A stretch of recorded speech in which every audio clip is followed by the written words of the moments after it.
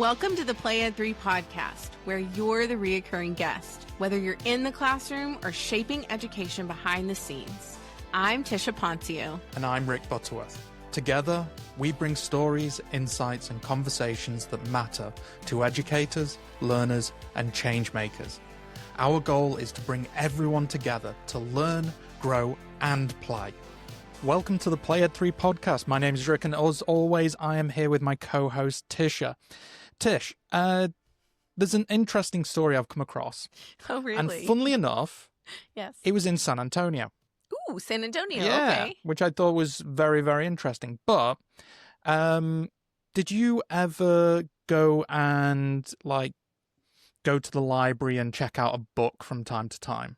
From time to time, yes. All the time. As a kid, I was in all of the library programs. I remember that very early on. I loved the library. The library was like a safe haven for me, so I checked out books all the time. Were you ever late bringing one of those books? Of course back? I was. I have ADHD. What do you think?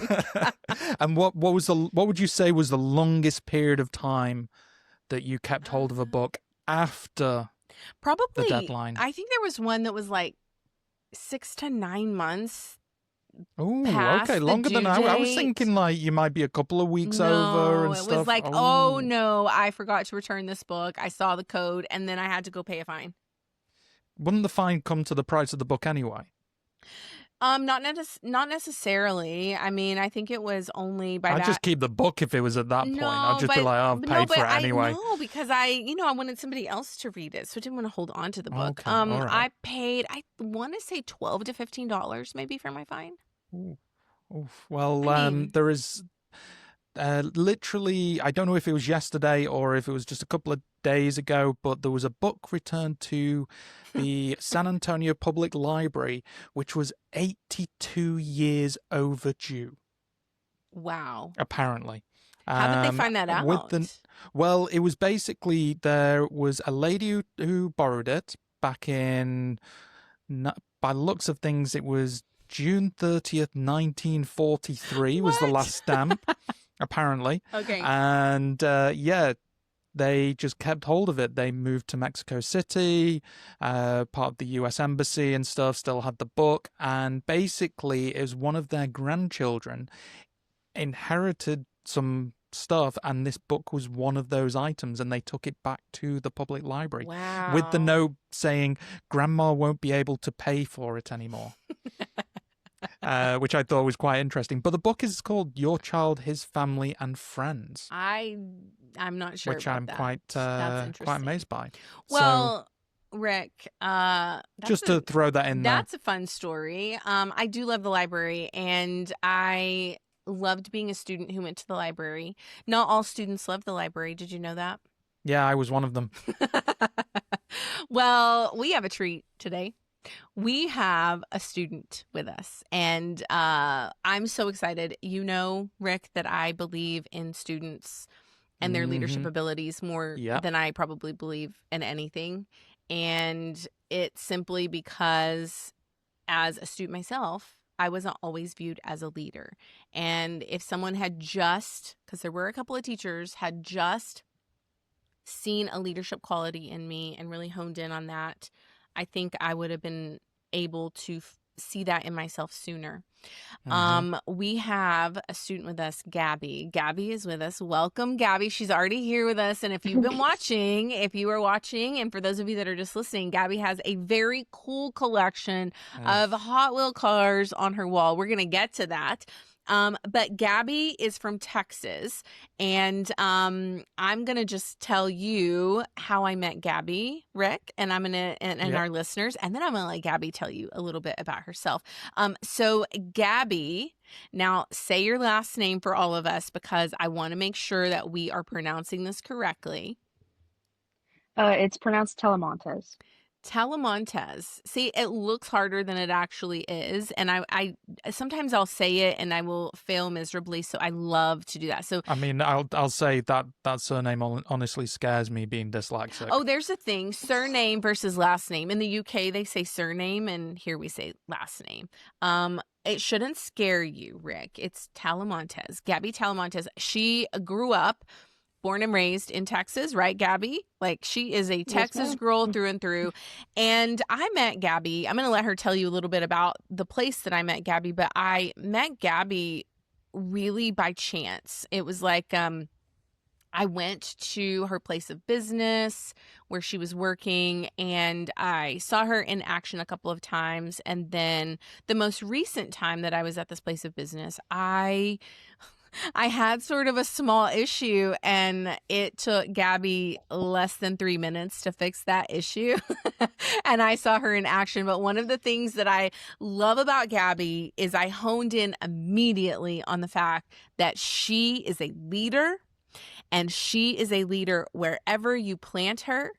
And she knows customer service. She knows technology. And if she doesn't know technology, she's okay saying she doesn't know it. And she makes all of her customers feel seen and taken care of. And it's fascinating. And I asked her, Gabby, would you be willing to be on our podcast and talk to us about your experience as a student and really tie that into some of the things that we have written in our book? And she was so gracious about saying yes to that. It's taken a while for us to get to this point, Gabby, but welcome to the Play at 3 podcast. We are so excited to have you. Well, thank you. So like Tish said, I grew up in Plano. It's outside of Dallas, so we just all say we're from Yes, Dallas. we do. It Yes, makes we're it all makes from more Dallas. sense and it makes it easier. Um, where she met me is actually an automotive mechanic shop. It's a little bit between an automotive and a quick lube shop. I have worked there for the past, I want to say 4 or 5 years. I think I'm going on 5 years there. Um, Originally, I was brought in to just be shown the value of a dollar by my dad. It backfired a little bit because then I ended up really loving it, and I grew up around cars, and everything like that. So I really grew a love for it, and it backfired on him. So I'm still there. Um, Originally, when I first started, I started off just with customer service, just to kind of get the ropes of everything, shadow everything. And then I went from doing customer service to handling the oil change side and stuff like that, kind of running the crew over there. And then from running the crew and doing the customer service, I went to handling some of our accounts. So I'm kind of do a little bit of everything. Mm-hmm. Do you the things that you've learned? I love that you say your dad's lesson backfired on him. It's so interesting because I think even as teachers, we try to teach lessons. It happened to me. I was like, "Oh, I'm going to teach my students this thing," and then they took that thing and they sort of ran with it. Right? Like it's Yeah. amazing to watch. But in the things that you've just explained and some of your experiences with your dad. And we're going to use percentages here because as a teacher, I kind of just want to get a visual and an idea. When you are thinking about the things you've learned in the role there at the shop, what percentage did you learn while you were in the classroom? And what percentage of those lessons and skills did you learn actually on the job? So in the classroom, I'd say maybe about 30 to 40% because where I went to school, Frisco, they don't necessarily promote trade. They promote Mm, college over anything else, and they don't provide the students for they don't provide the opportunity for students to explore a trade. So I didn't learn a whole lot of the trade in the classroom. I learned maybe like my English and my math and stuff like that, obviously in the classroom, and then maybe about 60 to 70% actually on the job. mm-hmm, mm-hmm. Mm-hmm. Do you so when we're talking about percentages, I mean what I hear you saying, and correct me if I'm wrong just for our listeners, but I hear you saying that the majority of your lessons came from actually doing the things and Yep. experiencing the things. So school and the classroom gave you a foundation, but being in that role, in that job, even not knowing exactly how it works, you learned the most by doing. So as a Yep. student, because you've kind of answered that question, but I kind of want you to dive a little bit deeper on that when you're in the classroom. How do you learn best? How do you, Gabby, learn best? So I actually took an education class. So this is how I learned all about all the educational ins and outs. Um, I would say I'm a kinesthetic learner. I work with my hands. I learn best by my hands. I learn best by doing. Mm-hmm. So reading a book for me does nothing. Like it's in one ear, out the other. You and Rick. honestly. You and Yeah. Rick. We're on the same page now. So that's interesting, and I want to hit on that because I often talk about, just as a teacher, I am very passionate about individualized learning for students. I often say there is a way, not the way. I believe that in leadership roles, in jobs, in the real world, there is a way to do something, not just one way, not the way. I know, and I want you to share with everybody what do you have because you've graduated, right? You have graduated, and we're going to dive a little bit into your experience as a student, but what do you have coming up that you're really excited about for the future? What are your plans? So right now, my plan is I'm actually talking to a U.S. Marine recruiter, and I actually go to MEPS to sign my contract next Thursday and Friday, both days. And I will be going into the Marines contracted under being an aviation mechanic. And the hope is to retire from the Marines so we can get an in-ground pool in the house. That's awesome. That's awesome. So aviation mechanic. I'm not even going to touch this. I'm going to let Rick talk to you about this. Yeah, I mean, right. Not very many people. We've not talked about aviation in any shape or form, have we, Tish, on the podcast before? So this is definitely a first. So, Gabby, just to give you my background, and for anybody that's listening that isn't familiar, when I was at university, I studied aviation technology with pilot studies. So my biggest passion for when I was 8 years old was to become a commercial pilot, and I did my degree. I was actually training to get my private pilot's license before university, but I found a degree that offered the training alongside aviation technology and everything. So it covered a lot of things like aerodynamics, engineering, materials that we're using, testing, all these different things. I mean, it went as far as learning about the efficiency of air conditioning units in aircraft, which was, tell you now, very exciting. I have no memory of any of those lessons. But no, to hear that you're looking at being an aviation mechanic, I mean, obviously you're in the automotive. What's the reason to switch to aviation when you're in automotive at the moment? Did you not want to follow on that, but you're now in aviation? Yeah, why what's do you the decide to do thought the process? shift? Tell us the story. Yeah, I'm really intrigued on that because I've never gone any other way other than aviation. You've moved from cars to essentially aircraft, which is phenomenal. It's a big jump. It's a big jump. Yeah, they're very, very different. Trust me, I know that. Well, the logic behind it was, okay, working on cars is cool. It feels more like it should be a side job for me personally. I'm one of those people that has to think about the long term, the plan, the future. Like I like to have plans. I'm a very coordinated person. Like it just my brain the right way when I have a plan. So going into the Marines, you can work on the Humvees, which is somewhat still kind of automotive.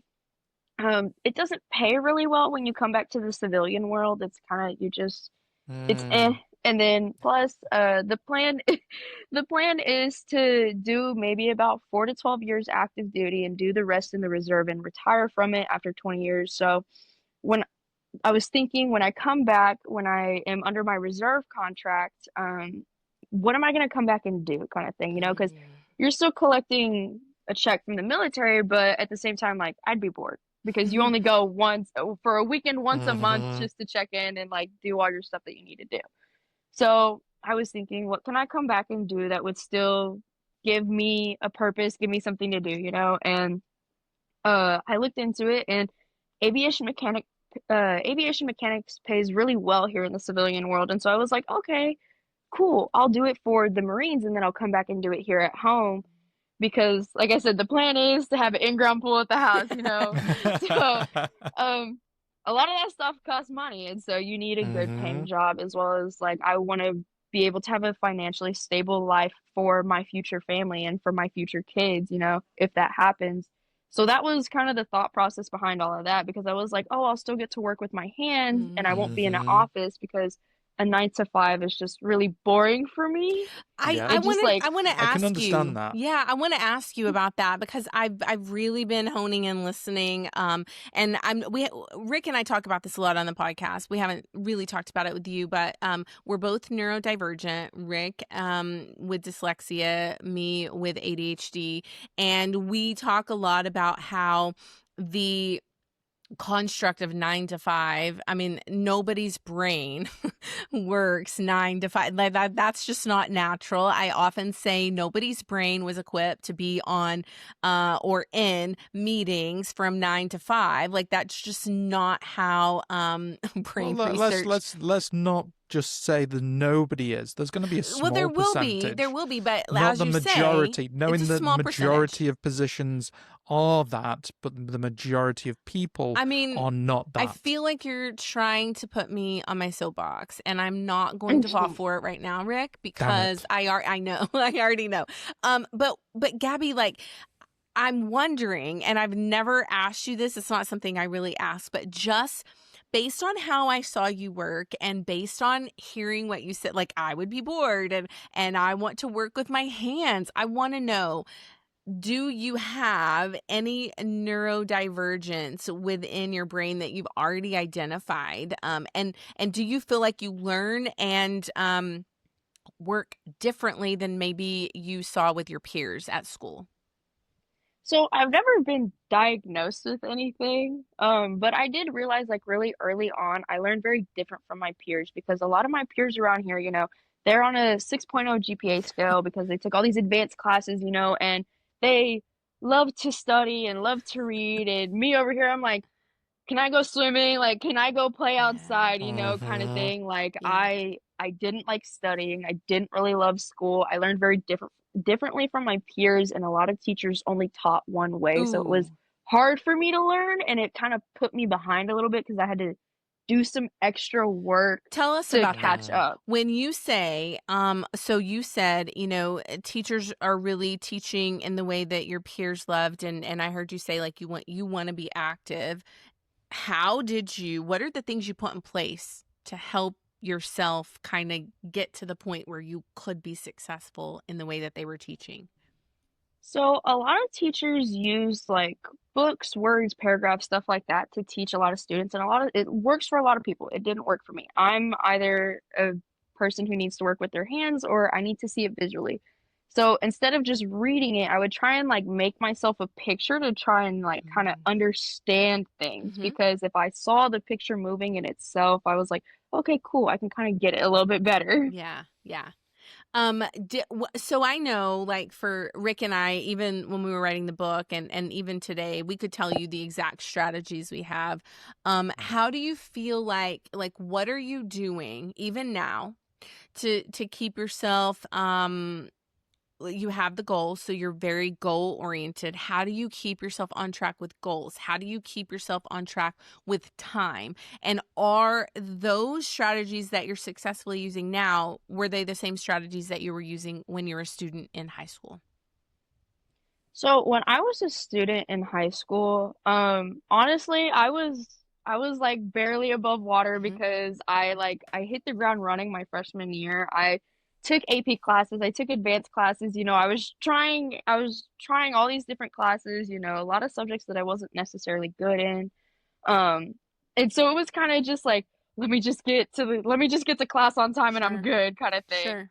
Um, and then obviously as I progressed through high school, my strategies changed a lot. I was always like, I just want to relax. I don't want to do anything. And so I kind of came up with a system for myself. Was like, okay, if I hurry up and do it now and I turn it in early, I can do nothing until the actual like due date.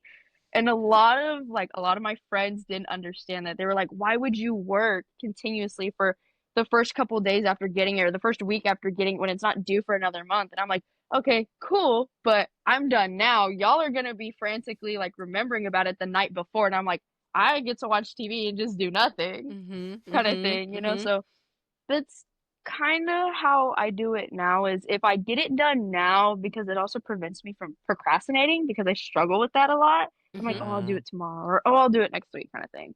So I'm like, if I do it now, it's easier to just get it out of the way and not have to worry about it later. Absolutely. Absolutely. I yeah. mean, that's a good rule of thumb, Gabby, and I admire the tenacity on that. Do you know that I am the one going, "Oh, this is a last minute project," and I feel like it's my best work at the last minute. Yeah. Yeah. You thrive under pressure I think that's massively. really what it is. Yes, absolutely. So I want to kind of lean into the academic side, Rick. What are you thinking, just kind of based on what you're hearing from Gabby? What do you hear her saying? I mean, going off the standard way of teaching and the fact that they're not, you didn't fit into that kind of aspect. I was exactly the same. And I think that was because of my dyslexia, but at the same time, the same approach of hands-on. Nowadays, I'm coding, I'm building stuff, I'm trying to be creative with the things that I have. I have an idea in my head, I go with it. I think, what are some of the things that you've learned, knowing that school, in a way, was not able to support your way of learning? What have you learned outside of school that you didn't learn inside of school? So, ironically enough, I learned about financial literacy outside of school because a lot of schools don't touch upon that, which I did see over the summer that Texas implemented new curriculum into the financial Yeah. literacy unit to make it longer and more in depth.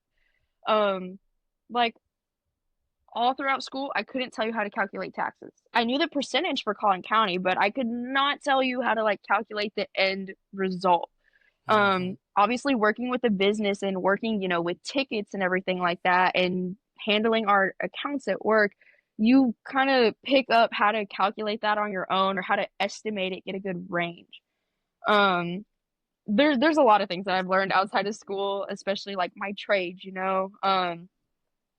For cars, up until I want to say maybe like the 80s, the 90s, they switched the measuring unit for sockets and wrenches. It went from, you know, maybe 5/16 to a 10 millimeter, you know, and like the measuring, the standard is different, you know, it's you're Mm-hmm. using two different standards of measuring. And so it's hard to, you know, even teach that in a school, you know, because Mm, you're teaching things that contradict each other. mm, Like we Mm-hmm. don't you're using a standard versus a metric measuring system, and we don't use both here, you know?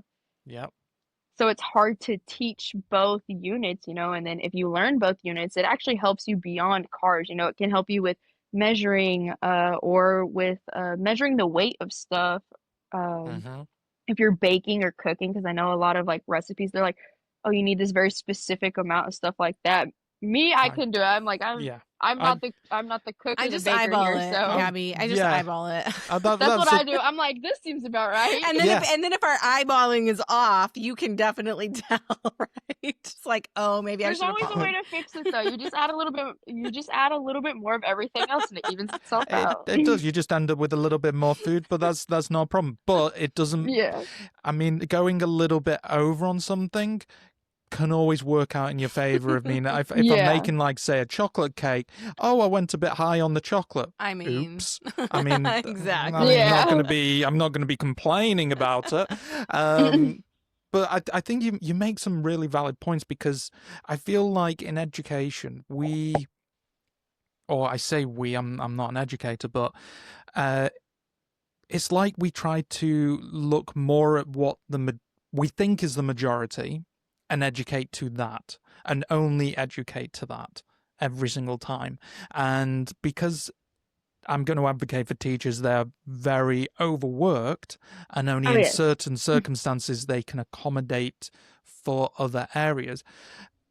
To me, the government, state, mayors, whoever it is that's dealing with these things, need to realize that there are other aspects within education that can be taught. Because, as you said, the things that you've been taught about, even as simple as measurements, Hmm. and how they're not just in automotive, but they span into loads of different areas. Being able to do that inside and learn about it inside the classroom is so powerful, so important. And I think we forget about those kind of things. And especially, I know obviously Tisha's mentioned that you're a amazing leader in where you are, what it is that you're doing. What areas do you think you've learnt, or what's the biggest thing you've learnt with being a leader that you couldn't learn in the classroom? Being a leader is not as black and white as, the education system paints it to be. They paint it as, here's the leader, you listen to them no matter what, they're right all the time. Um, Me being where I'm at, especially being a woman in a male dominated field and being a leader in that field, you learn very quickly, like, ooh, I kind of messed up, like, okay, or it's not, I'm always right, or this is the way to go. Like, you learn a lot of compromise. You Mm, learn that there's, okay, this way didn't work out for me, so I'm gonna take like a quick detour kind of thing. Um, but I mean, yeah, it's not super black and white like the education system paints it to be. There's a lot of ups and downs, there's a lot of compromise, there's a lot of gray area that a lot of people haven't explored yet, and you're like, I don't know what to do, so we're all in this together kind of thing. Like, we figure it out as we go. I think I I mean, love it's that. a great point because we talk leadership in our book, and I know that you are essentially leading a crew. And you, like you said, you're a female in a male dominated environment. Are you younger than a lot of the people that you are leading? And if the Yes. answer is yes, as you say, If not all of them, I all was of them, right? thinking. How do you approach that? How do you lead people that are younger than you in an environment where you are, there's a couple of females and the rest are male? How do you um, positively impact Mm, that team as a leader? So one of the ways, especially when we get new guys in, because I am younger than all of them except for one other dude, so it's hard. But one of the ways that I honestly like show like I am kind of like the leader here is, you obviously you show them respect because you want everyone in your team to show each other respect. Mm. Some days it's harder than most, because emotions are high with everybody. But honestly, you show how much you know. Mm. You show your knowledge, and that's your best trait and aspect in that kind of situation. It's not necessarily like a I know more than you kind of situation. It's an I know what I'm doing.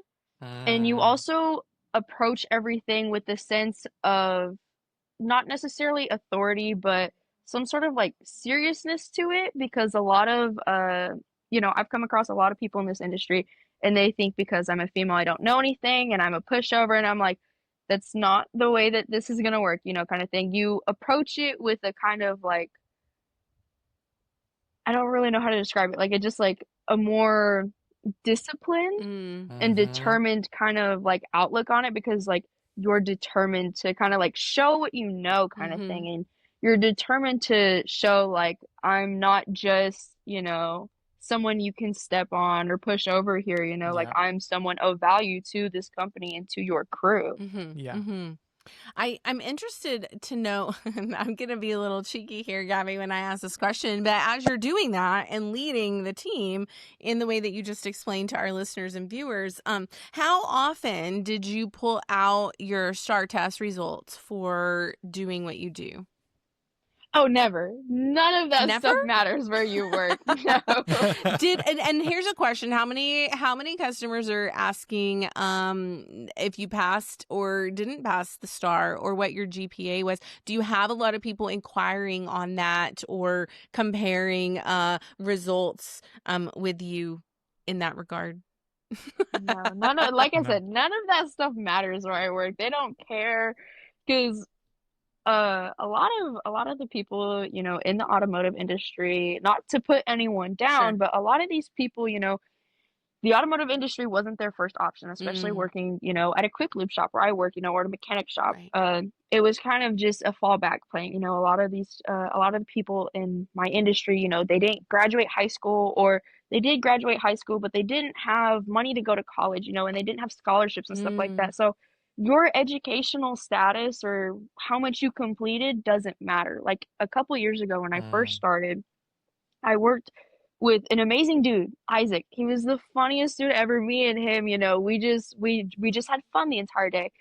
He didn't get past the sixth grade because he had to drop out for oh, family issues. And, mhm, you know, that's a super common thing in this industry mm. is, it's the automotive industry for a lot of people is a fallback plan. It's a fallback career, and they mm. make the best with what they've got. And a lot of people, they know how to work with their hands, and they know how to, troubleshoot on a car. It's so interesting that you say that because I want to talk about that just a little bit deeper. I saw Rick, and I'm not sure Gabby saw this, but Rick may have seen this in the news. But a lot of college graduates who have gone to school for coding have stated that they are having difficulty finding jobs, and they are in this a generation that was told by society one thing: go become a computer coder and you are going to be set. And now with AI coming on scene, I'm they're feeling like, oh no, I did this whole thing because this is what society told me to do, and now I'm in this pickle. I'm Tell gonna me. stop you there, Tish, Okay. because I feel like this. If this is a recent article, I have not seen it. This is a reoccurring pattern Mm-hmm. that we are not changing from, Yeah. because now it's going to be, oh, you need to do a specialist thing in AI, Yes. and then Yes. in 5-10 years' time, it's not going to be relevant again. And everyone that is making their way into college, or for us, it's sixth form, um, it's not going to be relevant anymore. And we're So always playing behind, because when I 100%. went to university, we got told, oh, if you go to university, you'll have a higher chance of getting a job. When I finished in university, we had the highest unemployment rate. Unfortunately, it was during the 2008 financial crash as well. But we had the highest unemployment rate for graduates just graduating Mm-hmm. from university. And it's continued. Mm-hmm. Mm-hmm. It does not get, unless you're doing extreme specialized degrees, or Sure. you're going on to masters or Sure. bachelors, doctorates, you have a better chance. But honestly, you've got me on my I soapbox know, I now. can Like, tell. seriously. Gabby and I are like, okay, Um, Rick, take it away. all I will say, because Gabby, as you were saying, that automotive is not, it's not people's first First choice, it's a choice, second choice, or whatever fallback. it might Mm-hmm. fall back, whatever it might be. But I have a friend who I've not mentioned on this podcast before. He never went to university. He didn't do very well at school. Now, with our school education system, there isn't a system of, oh, you need to pass this grade, you need to pass the next grade, you need to pass the next one.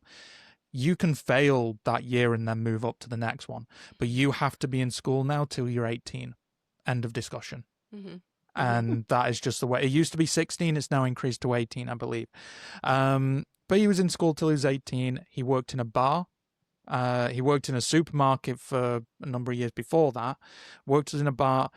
Over time, I don't think he ever saw it actually panning out this way, but he now is a brand ambassador for a rum brand based in the Caribbean. He runs the very first rum festival in Manchester in England. Very first one, and he's been doing it for, I believe, 5-6 years now, and he does it solo. He Mm-hmm. knows brands for those that know spirits, the likes of Bacardi, which is a major rum brand, Chairman's Reserve, all these. But he's done that from building his network, building a community, building a brand. He didn't learn any of that at school. He taught himself everything that he knows. And I think it'll be all right for me to say this. He wasn't the best in school. He didn't get the best scores. He didn't pass everything. I think we can all agree. I mean, And yeah, like just like your I just friend. hate this idea that going to uni will get you this That's what I want to job ask Abby. is- Gabby, I know that this is your soapbox, and I am 100% on board with I'm you. going to step down I from know. my I soapbox need now. you I'm to going to step keep my mouth down. shut. I want Gabby to kind of step up now. I want to talk about the shift in that, and as a student, okay, and then I really want you to lean in this perspective, because you have such a unique perspective as a most recent student, just graduated, about to go off, start your life and your career, and you're also, you have this cool opportunity to lead this group of this whole crew. Do you predict that trade jobs, trade skills are going to be the norm? Because I happen to know, little birdie told me that you love like the 50s and 60s era. And, back then, like when you start thinking backwards, before the technology really kind of took over, trade skills and jobs in the trade industry were big. And that's really where people were making their money. Do you see a trend in that, and upticking, especially from the students that you were around or the people that you're around now? Tell me a little bit about that and what your prediction is. So yes and no. Very few articles that I read, I have read some where it is saying that the need for people in the trade field has gone up drastically, especially since COVID. Not a lot of people are electricians, plumbers, automotive mechanics, stuff like that. So logically to me, yes, I would say that the need for people to work in trades is going to go up. Whether people actually do it or not, I have no idea. Um, I will say, because I am a history buff, ironically enough, even though I don't like to read, history does repeat itself, Yes. During the 50s and 60s, they just had, right before that, they had the Industrial Revolution, where we saw the boom in technology, or the boom in business and stuff like that. And then we saw a boom in trade workers, and then we went back to 9-to-5 jobs, and then now we're starting to see, I feel like, another boom of trade workers again. So yes and no. A lot of my peers that I went to school with, they are going to school to be doctors, lawyers, the typical ideal parent's dream. So whether they would ever go into the trade field or not, I have no idea. I don't think any of them ever would, but maybe the next generation would, as like some kids would dream to be something different, than my generation does. Sure. Yeah. No, it's really interesting, kind of thinking about, as you said, history repeating itself. And I love to kind of watch that. And I have a feeling that you have never been one to listen to what society tells you to do.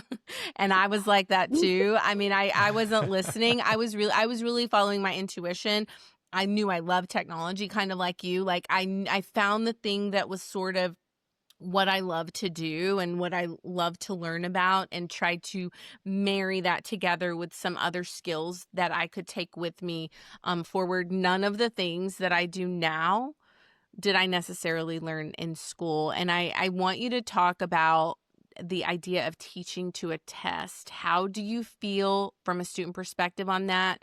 How did your peers feel? Did they love it? Like, from what I'm hearing you say, they were like, yeah, I'm going to have the best star score ever, and I'm going to be better than you. I don't know. I'm making this all up, but I kind of want to know your perspective on teaching to the test, which the caveat, it's teachers are not choosing that. That is something teachers are having to do, right? But tell me where you're at with that idea. And also, how do you think that's going to shift over the course of time, just based on you being a history buff?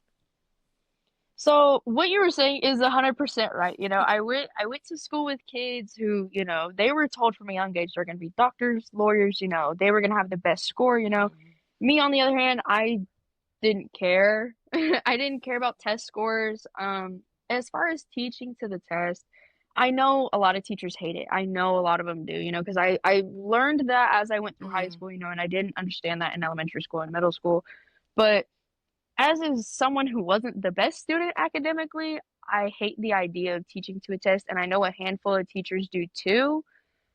Just because that whole process and that whole, like, I guess, strategy of teaching, it kind of monetizes everything. In the last couple years of high school, I became like, I was in a teacher's class every day because I loved them, you know, and they loved having me around, and like we would just talk forever, you know.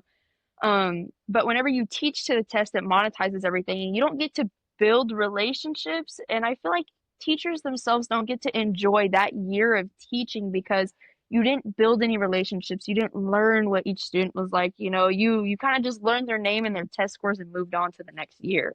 Mm. Um, as far as the whole like prediction of will it stay the same or will it change? Honestly, I couldn't tell you because there's a lot of shift in standardized testing, especially here in Texas. I know in some other states it's kind of staying the same, but here in Texas, they're kind of trying not to entirely go away with standardized testing, but they're trying to make it to where it's less intense. So I honestly couldn't tell you what the prediction for the future on that one might be just because it's really up in the air right now. Yeah. It's a good point. It's a really, really good point. I heard you say, and I heard you say, you know, the teachers having to teach to the test for those particular years, it becomes very transactional. And you know that it isn't something that they want necessarily for their classroom. I also heard you say that you went to class because you loved some of the teachers. So I want to know. And feel free to shout out their names if you want. Little known fact, Gabby, because you went to Frisco, the superintendent at Frisco ISD was my high school biology teacher when I was in high school. Really? Yes. But feel free to shout out any teachers and tell me some of the things that you learned from them, values, lessons, whatever it is, something that they instilled in you that you will take with you forever. Well, quick little shout out to the superintendent of Frisco. He is amazing. That's He is amazing. Dr. Waldrop, for everybody that Yep. didn't know. Dr. Waldrop was a high school basketball coach in the Yep. 80s and 90s and took our class to state, to the state championships. He's an incredible basketball coach, but I love that you gave him a shout out. Gabby, tell us more. He is amazing. He honestly, he does his best for his district, you know. Like I said, Frisco ranges pretty wide. There's 13 high schools now and many elementary schools and middle schools, you know. So it's hard to kind of try and like make way for everyone and kind of make life a little bit easier for everyone. But he does a really like phenomenal job for how big that district he is. does, and he just was awarded. I'm not sure if you saw that, the Region 10 Superintendent of the Year. So shout out to Dr. Mike Waldrop. I love that is our common connection. A lot of people don't know. He taught high school biology, Gabby, and I was in his class, and I always joke with him that I learned about the Eagles from him. I didn't have any reference for the Eagles, and he is really the one that taught me that along with biology. So it's a great shout out. What about some teachers that you loved spending time with that you hated to say goodbye to? What did you learn from them? What did you love about being in their presence? So, you know, being in Texas, you're around livestock a lot. You know, there's farmland, or at least there used to be farmland pretty commonly. I mean, even in Salina, there used to be a lot of farmland. So I grew up as an agriculture kid and I loved it. I absolutely loved it. You know, I was in FFA. I got my FFA awards, you know, I got my jacket. Rick stands for Future Farmers of America. Just FYI. Oh, okay. Thank you. I appreciate that. Yeah. So, and you know, there's a joke, you know, for a lot of the FFA kids, you know, like that everyone just loves their ag teacher. Oh, yeah. And honestly, I really loved my ag teacher. She actually moved to the Melissa ISD this year. She left Frisco, so I'm really sad about that. But she was, me and her were actually talking recently, and you know, I never wanted to leave her class, not because I didn't ever do anything or, you know, I just did whatever I want in that class, but because there was a relaxed environment. You know, it wasn't so like you need to do this by this day kind of thing. I need you to read XYZ chapters. It was a very relaxed environment, and it was a very go with the flow learning environment as well. You know, it was okay, you know, here's what we're going to learn today, but we're going to learn it a couple different ways, you know? So it helped me as a learner because we weren't just learning things one specific way. We were exploring all the different routes, that you can learn, that appeases all the different learning strategies, or the different kinds of learners. Mm-hmm. Mm-hmm. So she was by far my favorite. Ironically enough, one of my other favorite teachers that I ever had, she was my English teacher my sophomore year. You're right. English teachers also get the hype. I find that is very common. Students love their English teacher. So tell us about yours. She was amazing. And in that class, ironically enough, we had two. Mm-hmm. The main one was Coach Short. Mm-hmm. Love her. She's no longer with Frisco. And then the other one was with Miss Davis. Now, Miss Davis wasn't an aide. She was also a teacher as well.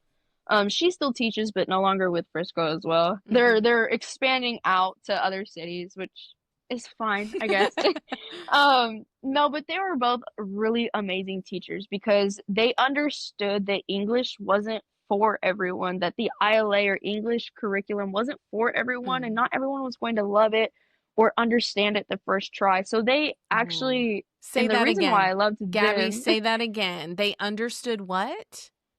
they understood that the curriculum wasn't for everyone and And that not everyone was going to understand it. the first time. Yes. Love that. So they went above and beyond to help students understand. And I was one of those students, because reading a book, no offense to anybody at all, it just bores me so bad. Like, I would rather watch a visual representation of it than read the words because I can read the same paragraph 5 times and you can turn around and ask me what it was about and I'd be like, I have no clue. I can't tell you. That's Rick. Rick also Yeah. does that. Yeah, very much so. Or yeah. Well, a lot of times I have to start over, because I lose where I'm at or, I mix the words up and I'm like, this doesn't make sense. That's not what was happening before. So I'm just like, I don't even like to read. I don't even mess with it, and they went above and beyond to make sure that the students understood what was going on or, had a general idea, was Sure. somewhat getting it. And it's honestly not just those three teachers, it's teachers that actually care for what they do and care about their students and want to go above and beyond because my freshman year, I had a math teacher at that. I'm not good at math by any means. She would sit up at the front of the class and color all day long. Like coloring pages, she would color all day long, and she would just put videos of her doing notes up on a canvas and just have everyone watch them. And if you tried to ask her questions, like she would get mad at you. Like, so she was one of the teachers that didn't really care for what she did. And that's like, I guess that's necessarily my soapbox that I'll stand on, especially in the education system, is a lot of the teachers that are young and coming in, some of them are super passionate about what they want to do. They want to teach students, and that's fine. I love that for them.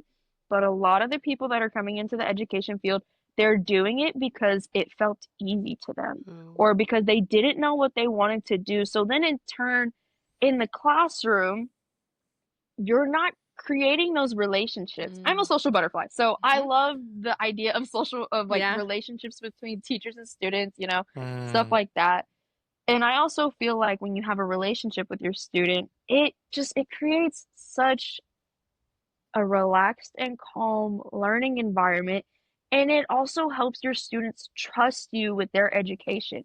Because I remember being a student when I was in like elementary school and middle school, I felt like my teacher didn't care about me. So why should I care about what they were saying, what they were trying to tell me? Because I was like, if you don't care, why do I care? Kind of thing.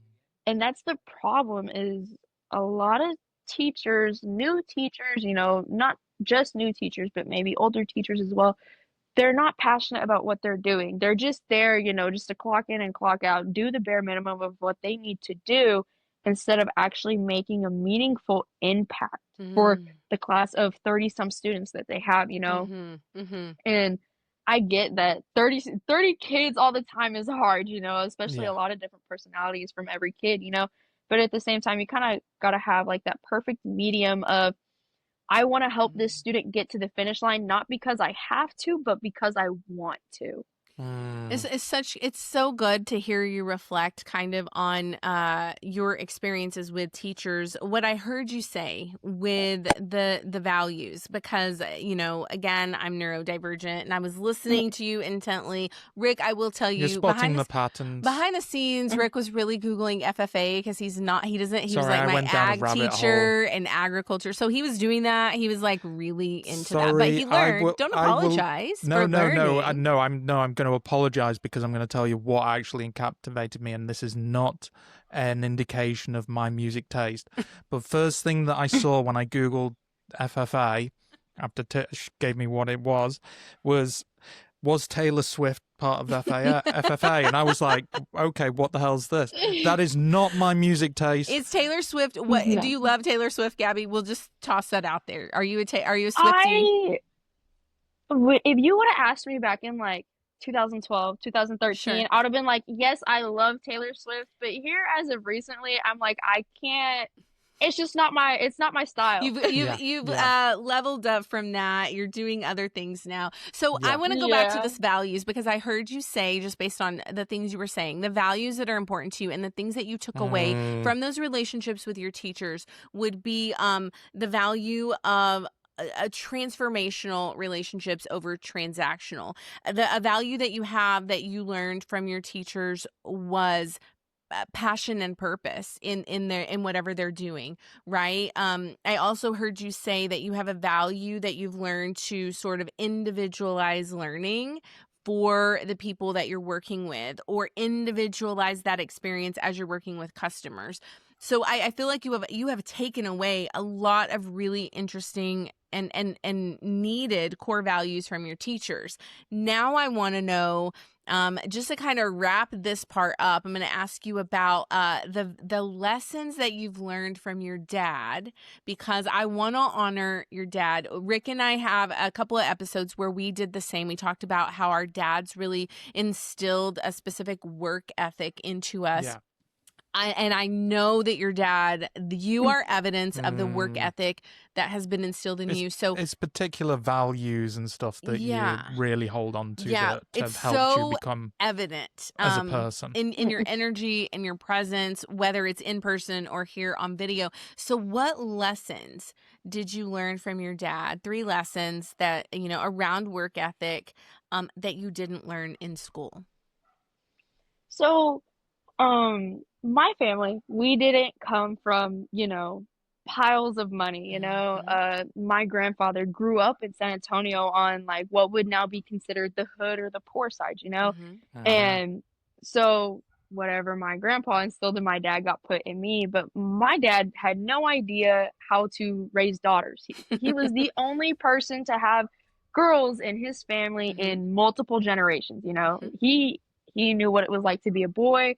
My grandpa only had boys, and so he kind of raised them like boys. But honestly, he taught us like, be trustworthy, don't lie, like be honest with people, because when you don't have anything else in life, you have your word, and if people trust you, they'll trust your word and what you say, and it gets you a lot further than people think it does. One of the other things that I've learned from him that he taught us was to like just work hard all the time, because your hard work will get you somewhere. As cliche as it sounds, like you work hard, people will notice that, and if they notice that, that gets you promotions or that opens doors for you or like stuff like that, like this, like I would have never thought I'd be on a podcast, like that was not on my bingo card for 2025, so I'll just put that as my free space. That's awesome. But the other thing that I learned from him was, don't expect someone to give you a handout, don't expect it, if it comes along, that's okay, you can take it, but make your own way in life, because you're in charge of what your future looks like. If you sit there and do nothing, then nothing is never going to accumulate to anything. But if you sit there and you put in the time and you put in the work and you work your butt off as hard as you can, your hard work is going to turn into something. It's going to accumulate into something that you want. It's easier to get to your goal if you work towards it versus if you like just sit there and think about it. Right, like you're with nothing and you're creating nothing, so you're getting nothing. Yeah. Yeah. It's hard to get anywhere when you don't do anything. Yeah, Yep. that's great advice. And I love that you've kind of honored your dad and your family. I think it's so important for us to always know where we came from, no matter Mhm. where we get to, right? And I know there are incredible things coming your way because of all the values that you have taken along the way from both your teachers and your dad. I'm going to kind of ask you an interesting question because I have you here and we don't often get students with us on the podcast. We want more students. So if you know of students or you are a student listening and you found this on your, I don't know, your for-year U page or whatever, come let us know. We will open the stage up to you just like we have Gabby. Gabby, I just want to ask you, and it's a very you don't have to go deep dive into this, but I just want to know your opinion on Gen Z, which you are Gen Z, and technology. Give me your just one-liner on Gen Z and technology. Um, Honestly, it's a really 50-50 subject for me because it's helped me a lot personally, but I feel especially since COVID, they've integrated it too heavily and it's become a crutch. And I don't believe that it should be a crutch, you know. Mm-hmm. Like ChatGPT is a thing. You know, a lot of students use it to cheat. I will say I've done it a couple times because it was on a subject that I didn't know anything about, you know. So I was like, I've sat here for 2 hours trying to figure this out. I'm just gonna go to ChatGPT and ask what it I'm thinks, going to argue that point with you though, Yeah, Gabby, same. I'm going to jump in. I'm going to say you had been trying for 2 hours Yeah. and then so it wasn't your first cheating is for me, that sounds like you're accommodating for your learning and how you learn best. You tried and tried and tried, and now you just need it said in a different way. And that is really you leading your learning. So that is how I perceive that. Rick, how do you see that? Yeah, I think it goes back to what we had in a previous episode with Matt Carabinas, where he said that if I taught you something and you didn't learn and you already knew that answer, did you learn anything? But if you taught something that they didn't know, did you learn something? I'll take that into ChatGPT approach and say, okay, when you went and asked ChatGPT, did you learn something from it? Sometimes yes and no. Mm-hmm. I'm not gonna be I'm not gonna pretend, you know. Sometimes I did read through it and learn something, or, you know, sometimes if I had truly given up on the subject, I would just read the first sentence, see if it was right, copy and paste it, and call it a day. So that's interesting. Yeah. So you are critically thinking though through what ChatGPT is giving you, and that I think is a skill in itself. And I was just thinking we could deep dive, Gabby. We could go do a whole episode on AI with Gabby. We can't do that, Rick, because we're almost coming up on an hour. It's been such a cool conversation. I want to move into our Juice Box confessional if we can. Thoughts? All right then. Fine. I know. I knew Rick would. Rick could do this with you. This episode could end up being 2 hours. I was Gabby. ready for that next bit, but no, we'll have were. to have a second episode then. Yes, it'll be called Gabby and her AI opinions, which I already know she has a ton. Would love to deep dive that with you. Maybe Gabby, even if you have a couple of friends, or maybe we could put Gabby and Matt together on an episode, and I think that'd be a fun conversation as well. Okay, so Gabby. We're just doing tag teams now with I like it. I think we should do that. You know, at the end of the year, I think that would be a really fun end of the Christmas year podcast. tag team. Yeah, I think so. So Gabby, this next segment is called Juice Box Confessionals, and what it is it's a fun little segment. We are Play Ed 3, so the play comes from the idea that we learn best when we are allowed the freedom and room to play and learn and experience and fail and start over. And then it's not linear. Exactly. Learning is not linear. Education, the ed comes from education. That is where our book lands as far as who our book is for, educators, students. And then the 3 is really representative of the Web3. So that would include AI, but also metaverse and things like that. So this segment is really the playful part of the show, where I'm going to give you some rapid fire questions that I haven't told Rick about or you, but it is very much around what you love and some of the things that we have talked about. But it's really just kind of a fun thing to get to know you and let you tell us a little bit more about yourself. So this is going to be around Hot Wheels and the idea of cars. We know that you're going into planes, so we'll do that on the next episode, but this one's going to be around cars. So it's going to be a rapid fire, and that means you have to quickly choose one or the other. Okay, so muscle car or sports car? Muscle car. Okay. Stick shift or automatic? I don't really know how to drive manual, so automatic. Gabby. Ooh, we'll need to change that. But it honestly, I've started to learn. Okay, good. Good, Okay. good. And it seems like a lot of fun. It does. So It is. I'm like, It is. It's a lot of that fun. just makes me want to it makes me want to go on Facebook Yes. and just buy like a You really crappy manual Yes. car and just play You- with it. You It should. is so much more Yeah. fun because just to add, Brits. I don't know if it's changed now, but Brits have to learn in manual Mm-hmm. stick shift mhm. all the time.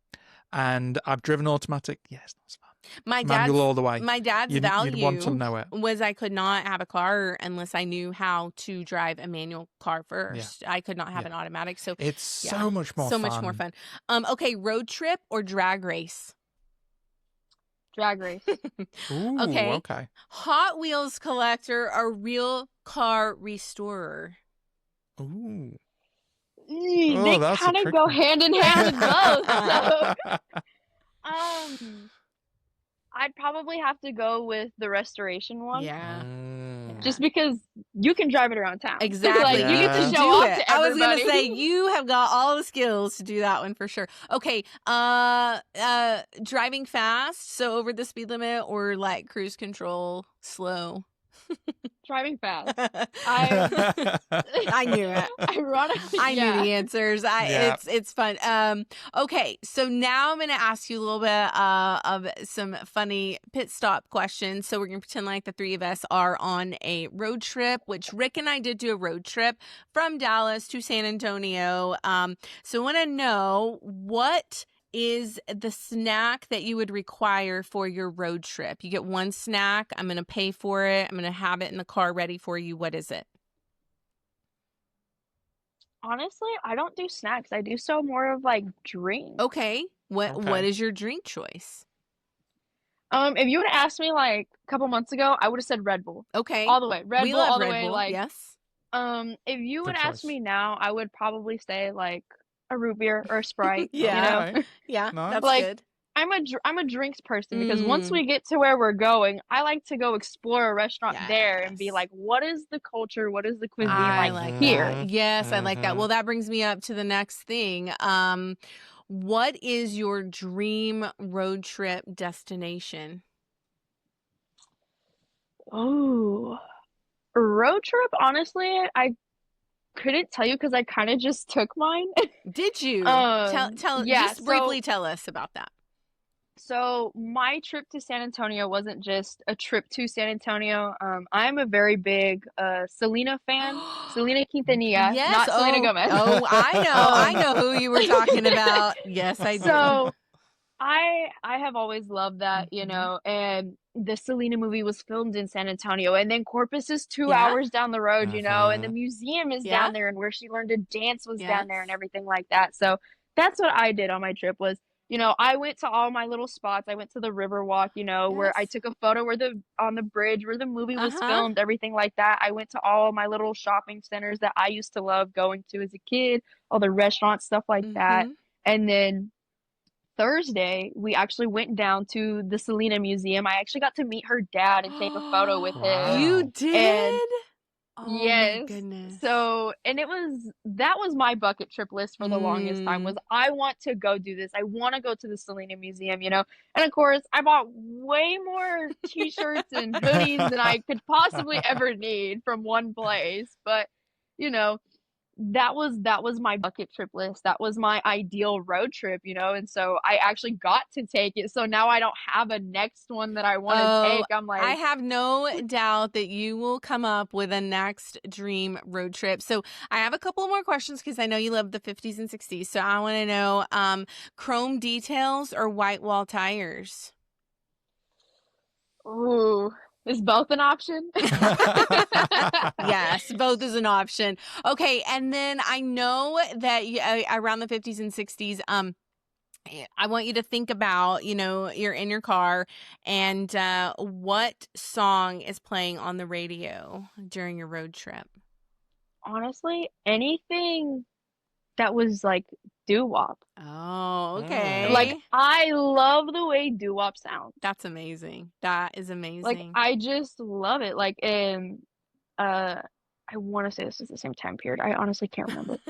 Um, Richie Valens. Oh my Honestly, I gosh. love the way his music Yes. sounds and like from that era. And the music that even inspired Mm-hmm, Selena's mm-hmm, dad, mm-hmm. I love that music, because it's during that time Sure. period and it just there's not a lot of like complexity to it, What you hear is what it is, Sure. There's not all these different hidden meanings behind it, and it Mm. doesn't take forever to dissect what it's saying. You hear it, that's just what it is. That's what they're Yeah, trying the to say. simplicity. Mm-hmm. Yeah. And then if Yep. you were to be able to wear any fashion in the so give me I know you love the fashion from that time period. So what would you be wearing and would it match the classic car that you were in your vision?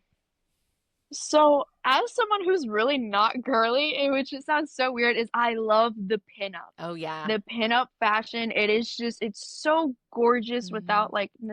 without necessarily being over sexualized. Uh-huh. Uh-huh. So Mm-hmm. it's classy with still like a little bit of like hint of what you could show So everyone. what kind of car do you think would match that style? Honestly,